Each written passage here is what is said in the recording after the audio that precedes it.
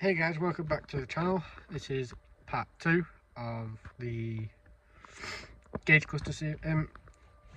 Basically I'm going to show you guys how to reinstall the gauge cluster after you've removed it, to change bulbs or paint it, whatever you've removed it for. So obviously you need to plug it all back in again with the connectors, which are here. Easiest way I've found to do this: get your gauge cluster, lay it down like that, and then you can sorry, this is hard to do again. And obviously I will put you guys down, and I'll be back with you in a second. There we go, that is a job that you need two hands for, unfortunately. But there we go. There's the connectors all plugged back in. Dropping down, not literally, because you could damage something. There are two locating lugs there and there, just make sure it lines up with all the holes. I like to keep all my bolts where the shift boot is. Don't do that. Just so you don't lose any, like I think I just might have done. Keep track of which ones go where. Luckily I've done this a few times, so I know what bolts go where. What I'd recommend is just take one at a time.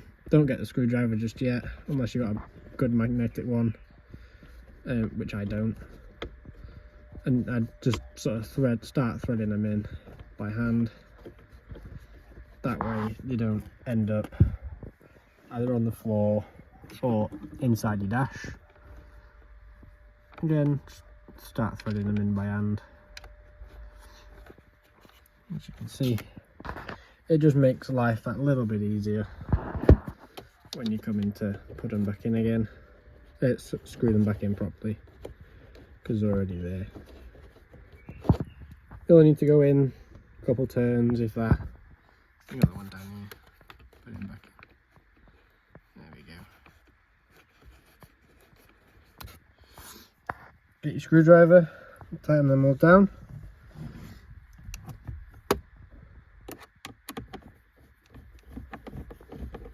I'll be back with you guys in a second once I've done this, because this is a little bit of a long process.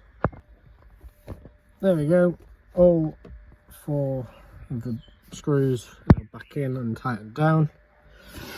Next, you want to get the hood, shield, cover, whatever you want to call it, sliding back behind the steering wheel, dropping it down. Before you do, because obviously you've got to pull it out, just go over it, make sure all the little clips are still on it, nothing's broken, misshapen, out of shape, missing, just because when you come to put it back in, it can be a little bit of a nightmare. When you're putting it back in, if you can see back there, you got a locating stud and there's a hole, so just make sure you get him in the right place. Once he's there and he's all lined up, nice good shove, just make sure he's back into place. Then you're back onto your steering wheel covers. I always find putting this one on is the easiest to do first. You gotta get him over the keyhole, which is a little bit fiddly in itself, even with this bottom panel removed. I do sort of need 2 hands for this job, but there we go. He's over the keyhole. And on that side, he will drop down for the minute because there's nothing to hold him there. Gotta get your top one. This is directional, so make sure you have it the right way, because it has to sit over the top of the indicators stalks.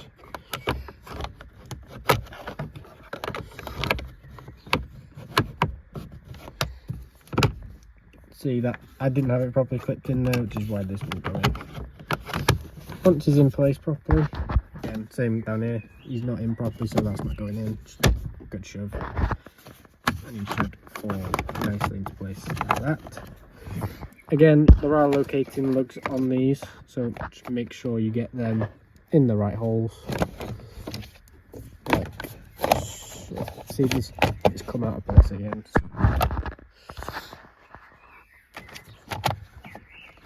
very hard trying to film and do it at the same time. Put you guys down, and I'll be back with you in a second. There we go. Don't know how much you guys can see, but get them in on the one side and clip them in, and then the other side will line itself up. Then you want to go to the underside and put the bolts back in, making sure you get this one in this back hole here, because this is the one that holds the covers to the steering column. This one can be a little bit finicky to do, just because it's obviously trying to get it in the right place and to be able to screw them in and hold them to the steering column. There we go, first try. Next, you get the little gold ones.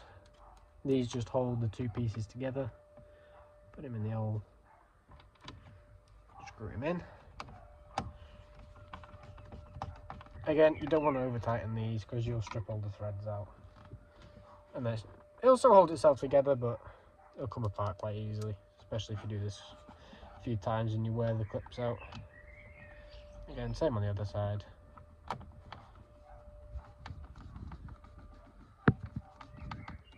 Then, last but not least, you got the other two bolts, screws even, they're not bolts. Then you got a kick panel. Make sure you put the two locating lugs in first. I have snapped ones, it does make it a little bit harder, but it's not the end of the world. They go up the top of the dash, by there, and then you go clip in at the bottom. And you got the two holes, which these screws now go into.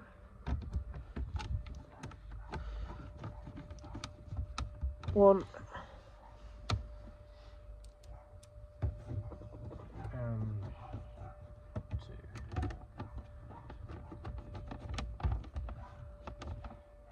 There we go, all sorted.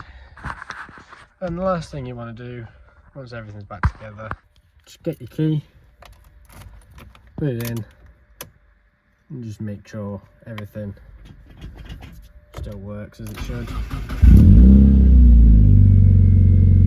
There we go. Revs are a little bit high, but that's alright. Everything's working as it should do. Lovely. Again, thanks guys for watching. Don't forget to like and subscribe.